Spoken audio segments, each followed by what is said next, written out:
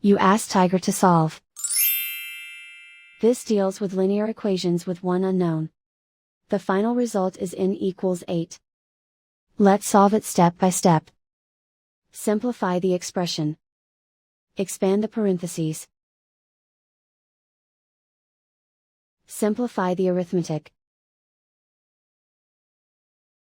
Group all constants on the right side of the equation. Add 8 to both sides. Simplify the arithmetic.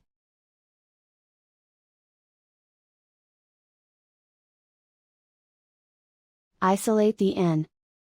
Divide both sides by 5. Simplify the fraction.